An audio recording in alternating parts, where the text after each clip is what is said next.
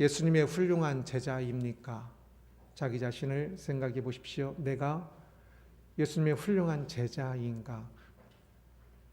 어떻게 들릴지 모르겠지만 저는 저 자신을 예수님의 훌륭한 제자라고 생각합니다. 그리고 이곳에 있는 모든 분이 그렇게 자신 있게 말할 수 있기를 간절히 원합니다. 그렇게 말할 수 없다면 겸손한 것이 아니라 잘못된 길인 줄을 알면서도 가고 있다는 뜻이라 생각합니다. 내가 훌륭한 제자가 아니라면 훌륭한 제자의 길을 가야지요. 최소한 하루 속에서 훌륭한 제자의 길을 가야지요.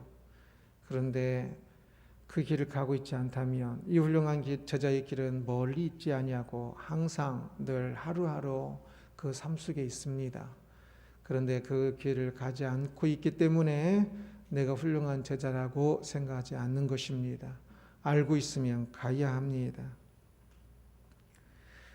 노력하면서 하루하루를 노력하면서 그냥 난 훌륭한 제자가 아니니까 라고 생각하고 그냥 그럭저럭 사는 것이 아니라 나는 훌륭한 제자이어야 하고 훌륭한 제자이기 때문에 하루하루를 힘을 다하여서 살고 있는 사람이 되어야 합니다. 최소한 자기 자신이 보기에 이 훌륭한 제자가 되어야 합니다. 남들 보기에는 어떨지 몰라도 자기 자신 보기에도 훌륭한 제자가 되지 못한다면 그러면 진짜 훌륭한 제자가 되기가 힘들겠지요. 오늘 본문은 예수님께서 고원에서 마태복음은 산상설교, 누가복음은 평지설교 그러는데 평지보다는 고원이라는 단어가 더 좋을 겁니다. 산 위에 평평한 곳을 이야기하지요. 그 고원에서 제자들에게 가르치신, 그래서 산상이라고 또 표현해도 또 똑같이 맞을 겁니다. 그 고원에서 가르치신 내용 마지막 부분입니다. 천국에 대해서 천국의 법을 가르치시며 마지막 부분에서는 이제 무엇을 가르치고 계실까요? 39절을 함께 봅니다. 또 비유로 말씀하시되 맹인이 맹인을 인도할 수 있느냐? 둘이 다 구덩이에 빠지지 아니하겠는지야. 비유로 말씀하시면서 강조하여 기억하게 말씀하고 계시는 겁니다. 맹인이 맹인을 인도하는 우스운 모습을 비유로 말씀하십니다. 예수님께서 진리를 말씀하셨습니다. 그래서 제자들은 이제 진리를 볼 수 있습니다. 눈이 뜨인 거지요. 세상에는 여전히 이 진리에 눈이 띄어 있지 않은 사람들, 맹인이라 할 수 있겠지요. 그들이 있습니다. 제자는 진리를 보는 자로서 세상에서 눈을 보지 못하는 사람과 눈을 보는 사람 얼마나 큰 차이가 있습니까? 참으로 천국을, 복음을, 가장 기쁜 복음의 소식을 알게 된 사람은 이제 눈을 뜬 사람으로서 여전히 그 사실을 알지 못하고 여전히 영원한 죽음의 길을 가고 있는 사람들을, 그 맹인을 인도해야 하는 것이지요. 그런데 여전히 제자라고 하는 사람들 중에도 눈을 뜨지 못한 맹인들이 있어서 맹인이 맹인을 인도하고 있다라고 예수님께서 비유로 말씀하고 계시는 것입니다. 그래서 맹인이 맹인을 인도하니까 구덩이에 빠지고 있는 그 모습을 비유로 말씀하고 계시는 것이지요. 맹인이 맹인을 인도할 수 있느냐라고 물으십니다. 예수님 보시기에 많은 신앙인들이 여전히 맹인이었습니다. 서양 사람들은 복음과 영원한 생명에 대해서 전혀 모르니까 맹인인데, 그런데 교회에 다니면서도 맹인이라면 그것은 심각한 문제이지요. 그런데 예수님께서 말씀하시기를 맹인이 맹인을 인도하는 교회 내에 이 맹인들이 많다라고 분명하게 말씀하고 계십니다.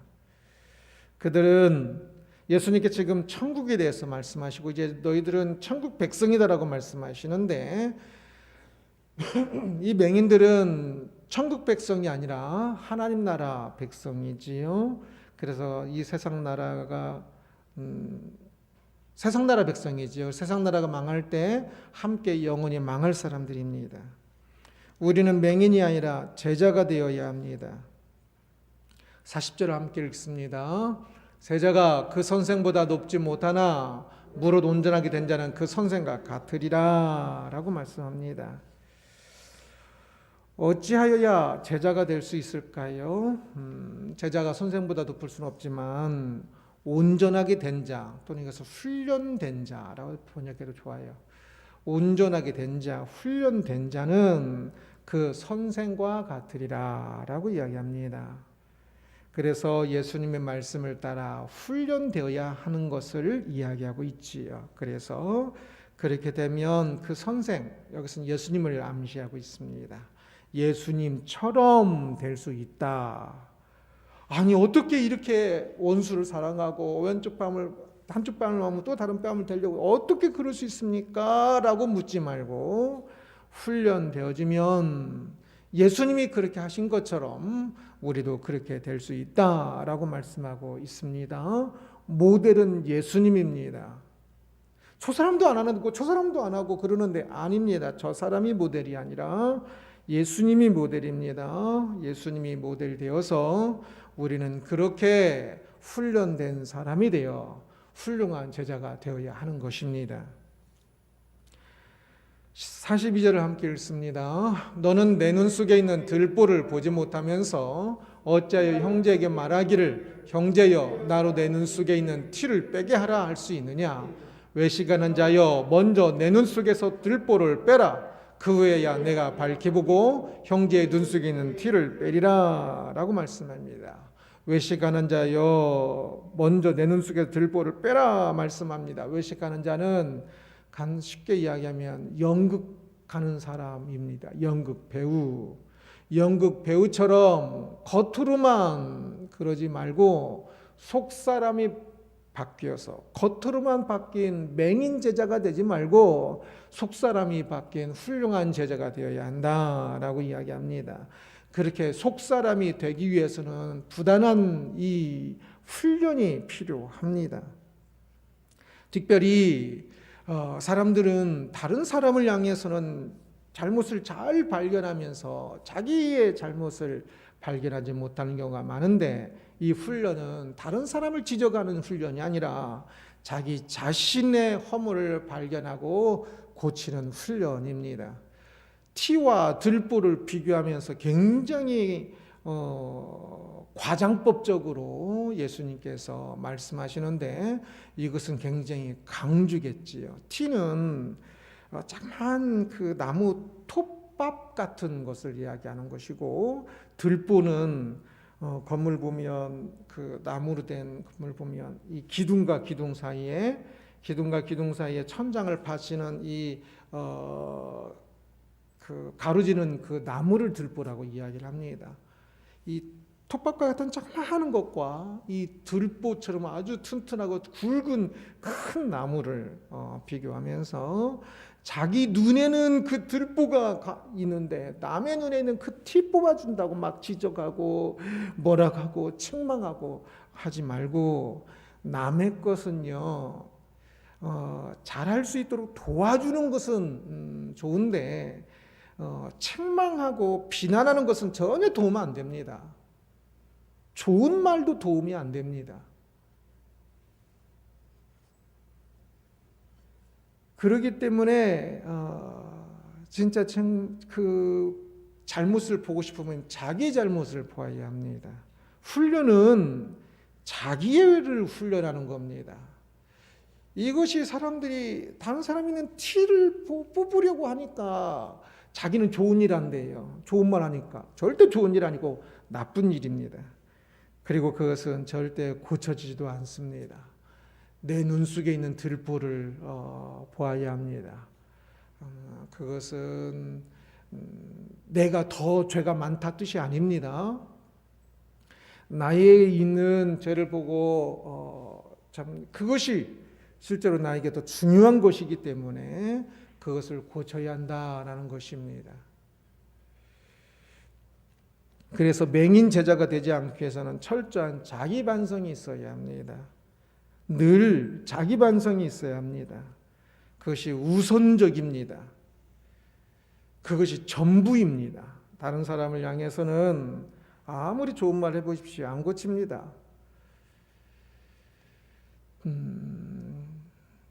그 사람이 필요로 할 때, 좋아할 때 조금 도와주는 것이 아마 도움이 될 겁니다.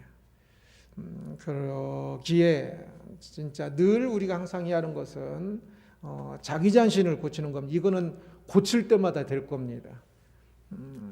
지적될 때마다 자기 자신의 그 허물을 볼 때마다 고쳐질 것입니다. 그것을 고쳐야 할 것입니다. 예수님께서 모인 무리에게 맹인 제자가 되지 마라고 말씀하셨습니다. 그리고 오늘 교회에 모인 사람들에게도 맹인 제자가 되지 마라 말씀하십니다. 맹인 제자가 많은 것이 현실입니다.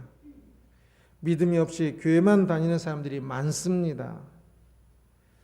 교회를 다니면서도 천국 백성이 되지 못하고 여전히 세상 나라 관점에서 세상 나라 백성이어서 천국 백성으로서 좋은 것을 모르고 세상 나라 백성으로서 그 좋은 거, 안 좋은 거 그것만 그 가치판 기준으로만 살아가니까 결국은 하나도 좋은 것도 나쁜 것도 보지 못하는 맹인인 것이지. 그 맹인 제자로 살아가면 안 될 것입니다. 그 영광스러운 것이 있는데, 그 생명이 있는데 그것을 보았다고 하면서 어찌 참 세상 가치관으로 세상을 따라 맹인 제자로 살 수가 있겠습니까? 빨리 바뀌어야 합니다. 44절을 함께 봅니다. 나무는 각각 그 열매로 아나니 가시나무에서 무화과를 또는 찔레에서 포도를 따지 못하니라. 나무는 그 열매로 한다 말씀합니다. 나무를 잘 구분하는지요? 저는 때로 가장 기본적인 나무조차도 잘 구분하지 못할 때가 있습니다. 그러나 열매가 맺힌 나무를 보면 당연히 구분이 되겠지요.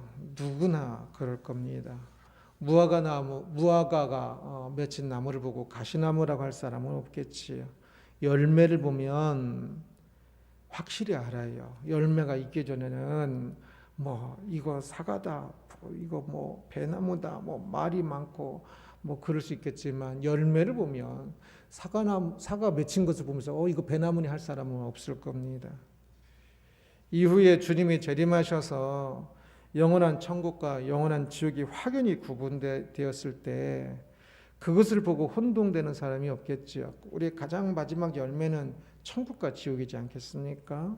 누가 천국에 있는 사람을 보고 아이고 맹인 제자네 그러겠습니까? 누가 지옥에 있는 사람을 보고 아이고 훌륭한 제자네 그러겠습니까?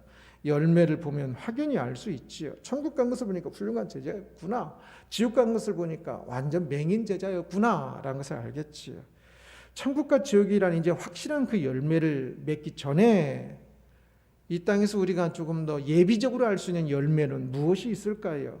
많은 것들이 있을 수 있는데 예를 들어서 훌륭한 제자라는 어떤 열매를 맺을까요? 열매하면 세상적인 또 가치관으로 아마 그런 거 생각하지 마시고요. 성경의 열매에 가장 훌륭한 제자가 맺어야 할 가장 기본적인 열매는 성령의 열매입니다. 내 안에 성령이 계시니 성령의 열매를 맺는 거예요.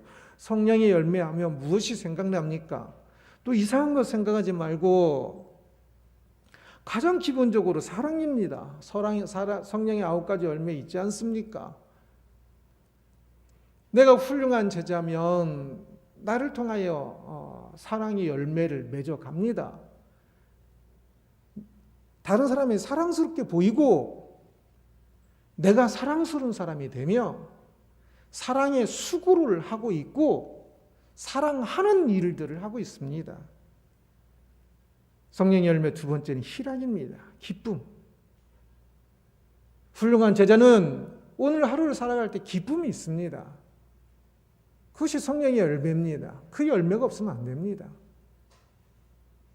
화평이 있습니다. 사람들과 화평이 있습니다. 오래 참음이 있고, 자비는 친절로 기억하시라고 그랬지요. 친절이 좀 더 좋은 번역일 겁니다. 사람들에게 친절합니다. 나 성격이 원래 그래 하면서 무뚝뚝하지 말고 사람들에게 친절해야 합니다. 착함이 있고 충성, 신실이 있어야 하고 온유와 절제가 있어야 하고 그런 열매가 있으면 내 삶에 그런 열매가 있으면 훌륭한 제자가 되는 겁니다. 하루를 뒤돌아보면서 내가 사랑의 열매 오늘 어떤 열매들을 맺었 모든 삶이 사랑이지만 조금 더 구체적으로 더 진보된 것이 다 뭐가 있을까? 어떤 것이 희락의 열매지? 참 어떤 일이 힘들었는데도 불구하고 주 안에서 기뻐할 수 있었던 그 순간들 얼마나 귀한 열매들입니까? 그 열매들이 보여야 합니다. 맹인 제자는 어떤 열매가 있을까요? 옛날부터 가장 큰 죄라고 하는 7가지 큰 죄 기억나십니까? 7대 죄. 교만의 열매가 있고요. 시기의 열매가 있고요. 분노. 하루를 살면서 분노를 하고 했는지. 게으름. 탐욕. 탐식. 탐색. 쓸데없이 더 가지려고 하고 탐욕. 탐식. 쓸데없이 과하게 사용하고 탐색, 잘못되게 사용하고 오용하는 거지요. 그러한 것들은 맹인 제자의 열매겠지요. 하루 삶을 뒤돌아볼 때 이 2가지만 조금 잘 점검해봐도 알 수 있을 겁니다. 하루를 어떻게 살았는지. 우리는 좋은 열매를 맺어야 합니다. 하루하루 살면서 화려한 열매가 아닙니다. 이 성령의 9가지 열매를 맺으며 말씀의 열매들을 맺어야 합니다. 말씀을 따라 내가 어떻게 살아왔는가? 좋은 열매는 어떻게 만들어질까요? 예수님께서 오늘 본문 2가지를 이야기하십니다. 45절입니다. 선한 사람은 악한 자는 그 쌓은 악에서 악을 내나니 이는 마음에 가득한 것을 입으로 말함이니라. 마음에 쌓은 선에서 선을 나오고 마음에 무엇을 쌓느냐? 선을 쌓으면 선이 나오고 악을 쌓으면 악이 나온다라고 말씀합니다. 마음에 무엇을 쌓고 있느냐가 중요합니다. 어떤 순간에 분노가 나오는지 오래 참음, 절제가 나오는지는 그 순간에 결정되는 것이 아니라 평상시에 그 사람이 어떤 것을 쌓아왔느냐에 의해서 드러나는 것입니다. 나는 이게 분노 조절이 안 돼. 그것은 분노 조절이 안 되게 그렇게 살아왔으니까 그런 겁니다. 속에서 그냥 부글부글 끓고 막 조금만 뭐 잘못해도 이해하려고 하기보다는 막 화만 내고 비난하려고 하고 속에서 그러고 있으니까 퍽퍽 터지는 겁니다. 그런 일이 있을 때 이해하려고 노력하고 하나님을 사랑하고 사랑하려고 노력하고 저렇게 부족하니까 그러니까 또 내가 사랑으로 채워주는 것이라고 생각하고 그래야 이 쌓이지 않으니까 그 화가 안 터지는 거죠. 화를 쌓으면 터지는 겁니다. 분노가. 오히려 그런 모습을 보면서 내가 사랑하기 위하여서 내 안에 사랑을 세워갈 때 그 모습 속에서도 사랑이 터지는 거겠지.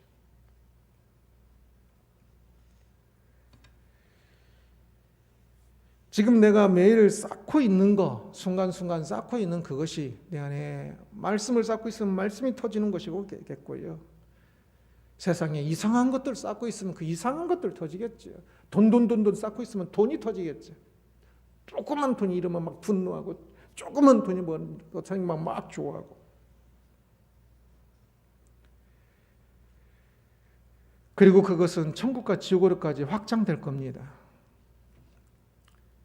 갑자기 안 바뀌어요. 그렇게 오늘 쌓은 것이 성령의 열매로 때로는 칠대제로 나타날 것이요. 그리고 그것이 또한 더 쌓여서 천국과 지옥으로 열매로 나타날 것입니다. 가꾸어 가야 합니다. 좋은 열매를 맺기 위해서는 하루하루 때에 맞게 가지도 쳐야 하고 거름도 줘야 하고 물을 주면서 가꾸어야 합니다. 나 자신을 가꾸어야 합니다. 선한 것도 악한 것도 하루아침에 나오는 게 아닙니다. 내 안에 가꾸고 쌓은 것에서 나오는 것이지. 그러기에 신앙생활 추상적으로 막연히 하지 말고 내가 하루하루 어떤 열매를 맺고 있는지, 기도할 때 지금 내가 어떤 열매를 맺고 있는지를 볼 수 있어야 합니다. 좋은 열매를 맺기 위한 두 번째 지침을 또 말씀하십니다. 49절입니다. 듣고 행하지 아니하는 자는 주축 없이 흙 위에 집 지은 사람과 같으니 탕류가 부딪힘에 집이 곧 무너져 파괴됨이 심하니라 하시니라. 듣고 행하지 아니하는 자는 주축 없이 집 지은 사람과 같다 말씀합니다. 집을 다 지었는데 큰 비가 오지 않을 때는 멀쩡한 것 같지만 탕류, 이것은 이제 그 큰 비가 와서 계곡에서 물이 모여서 물이 막 진짜 이 계곡으로 물이 모여서 우리도 계곡에 텐트를 치지 말라고 하지. 여름에 멀쩡한 것 같지만 밤새 만약에 비 한 번 오면 산에 있는 것이 계곡으로 물이 모여서 진짜 한꺼번에 몰려옵니다. 전혀 메마르던 곳이 몰려오죠. 그렇게 물이 들이칠 때에 특히 이스라엘은 우기와 건기가 확실해서 건기 때는 전혀 멀쩡한 것 같지만 우기 때에 그것을 볼 수가 있는데요. 큰 비가 내려서 집안이 약화되고 물이 휩쓸려 올 때에 그때에 집이 튼튼한 기초 위에 지었는지 그렇지 않은 곳에 지었는지가 드러날 것이다 라는 비유입니다. 이 튼튼한 기초는 듣고 행하는 것이다 라고 말씀합니다. 듣고 행하지 아니하는 자는 진짜 허술한 기초 위에 지은 것이고, 듣고 행하는 자가 튼튼한 기초 위에 지은 것이다 말씀합니다. 원수를 사랑하라 하셨으면 원수를 사랑하라 말씀 다 알지 않습니까? 그것을 듣고 행해야 합니다. 원수를 사랑해야 하기 때문에 원수까지도 사랑해야 하기 때문에 그러면 내가 밉다고 사랑하지 않은 것들이 어디 있는 무엇이 있을까 생각하면서 원수처럼 진짜 미운 사람도 진짜 사랑해야 합니다. 사랑하기 위해서 수고해야지. 사랑하기 위해서 내 안에서 씨름해야 하고 내가 더 수고해야 하고 그것을 행할 때 원수를 사랑하라는 말씀이 실감나는지요? 실감나지 않는 분들은 행하지 않았기 때문에 그럴 겁니다. 원수를 사랑하기 위해서 진짜 처절한 싸움을 조금씩 지금 다 경험을 하시고 계시고 많이 하셨어야 합니다. 진짜 사랑하고 싶지 않은데 원수를 사랑하는 말씀 때문에 사랑에 의하여서 나 자신을 진짜 나를 자신을 처복종시키면서 사랑했던 순간들, 그런 순간들이 있을 때에 그것이 자신의 것이 됩니다. 운동선수가 진짜 힘든 순간들을 이겨낼 때에 체력이 또 조금, 기력이 조금 더 증가되는 것처럼 말씀을 가지고 지키기 위하여 힘들어도 지키기 위하여 막 애쓰고 그 지키기 위하여 막 기도하면서 이 마음을 달라고, 원수도 사랑할 수 있는, 초원수를 사랑할 수 있는 마음을 달라고 기도하고 할 때에 그때 자신의 것이 됩니다. 그래서 튼튼해지죠.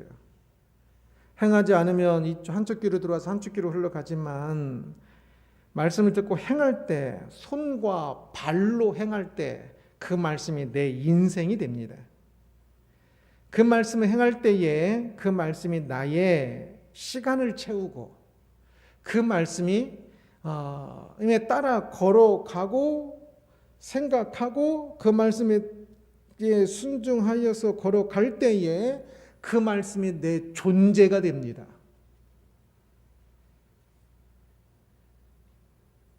그러면 그 말씀이 내 존재가 되기 때문에 그 말씀의 주인 되신 이 하나님의 그 힘과 권위가 있습니다. 그래서 어떤 것으로도 무너뜨릴 수가 없는 것이지요. 열매가 있어야 훌륭한 제자입니다. 말만이 아닙니다. 분명히 볼 수 있는 열매가 있어야 합니다. 자신의 삶에 맺히는 열매를 잘 살펴보십시오. 여전히 세상 나라 사람처럼 살고 있으면 안 됩니다. 천국 백성으로 맺어야 하는, 그래서 천국 법인 성경에 따라 성경의 말씀의 열매들을 맺고 있어야 하는 것이지요. 훌륭한 제자가 되라라는 제목으로 말씀을 보았습니다. 예수님께서 말씀을 듣고 있는 그 사람들에게 여기 맹인 제자가 있고 훌륭한 제자가 있다라고 말씀하고 있는 겁니다. 그 차이는 열매입니다. 오늘 우리도 동일하게 듣고 있습니다. 우리도 어쩌면 더 많이 맹인 제자가 있을 것입니다. 그러나 우리는 모두 훌륭한 제자가 되기를 원해야 하지 않겠습니까? 훌륭한 제자로 바뀌어야 하지 않겠습니까? 그래서 그러기 위해서는 최소한 다른 사람이 어떻게 말할지 몰라도 최소한 나 자신은 내가 훌륭한 제자라고 볼 수 있어야 하고, 그리고 그렇게 판단할 수 있는 열매가, 성령의 열매가, 말씀의 열매가 맺히고 있어야 합니다. 그래야 최소한 훌륭한 제자가 될 가능성이 있겠죠. 누군가 저에게 당신은 훌륭한 제자입니까? 라고 묻는다면 저는 겸손이라는 가면으로 쓰고 가식적인 대답을 하고 싶지는 않습니다. 저는 훌륭한 제자가 되기 위해서 진짜 열심히 달려왔고 지금도 그렇게 살고 있다라고 말할 수 있습니다. 제가 목회하는 교회에서도 성도님들도 그렇게 대답할 수 있게 되기를 간절히 소원합니다. 저의 꿈입니다. 이 훌륭한 제자가 되는 일에 있어서는 항상 이야기하는 것처럼 저하고도 경쟁을 해야 합니다.